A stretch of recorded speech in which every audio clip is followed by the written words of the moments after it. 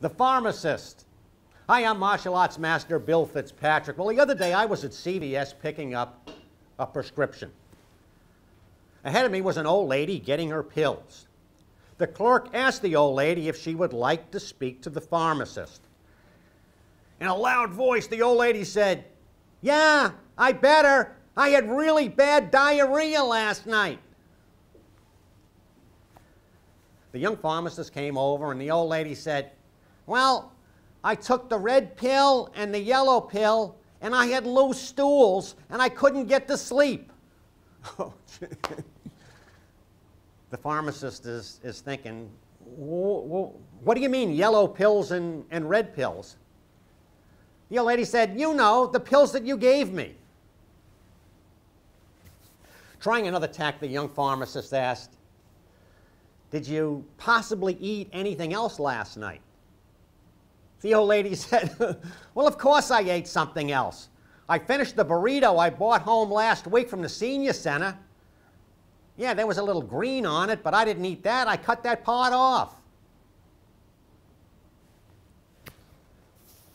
Here's why I'm telling you this story. This young pharmacist, I don't know, he's probably in his mid-20s. He has another 40 years of listening to people with the shits whine and complain. This is going to be this young guy's life, day after day, week after week, month after month, year after year, decade after decade, and he's one of the lucky young professionals. He actually has a job. He has a really good paying job. Pharmacists at CVS can make up to $125,000 a year. Alert and aware, let us stop and think. We're not talking about some young, poor SOB who graduates with a degree from college in, I don't know, public relations or communications. Probably a graduate who has no job. Probably a graduate who has 6 figures in debt. No, we're talking about this young pharmacist who has a job, a high-paying career. But for a long, long, long, long time to come, he's got a smile as he listens to old ladies talking about shitting the bed. Even a great job like being a pharmacist is still a Plan B job. Now I want you to stop and think, and I want you to stop and think some more. Aren't we the lucky ones? Aren't we lucky that we have our Plan A?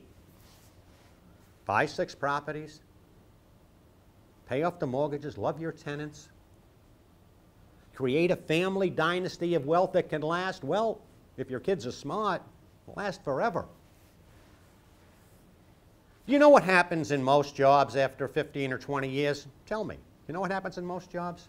Even really good jobs like being a pharmacist? You burn out.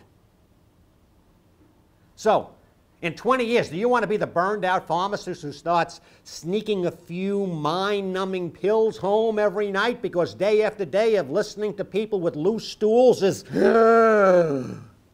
driving you over the edge?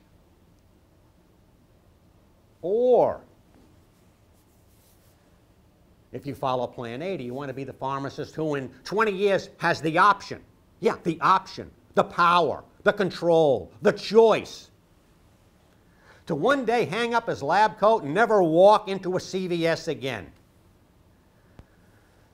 Then what the hell is that young pharmacist going to do? I don't know. He's rich and retired. He can golf every day. He can paint. He can save the whales. He can run for office. He can play with his kids.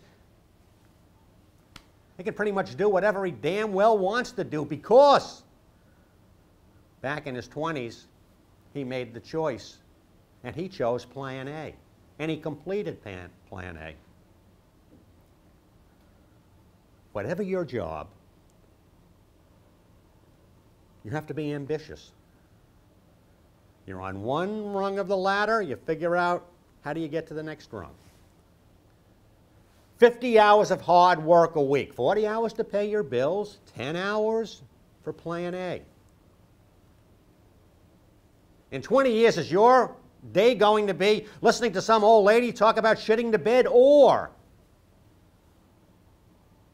playing a round of golf at Pebble Beach? It was always, it has always, it is right now, has always been your choice. What choices are you making for yourself and your family? Why not you? Go to success.org, take the free Master Success courses, follow your action principles.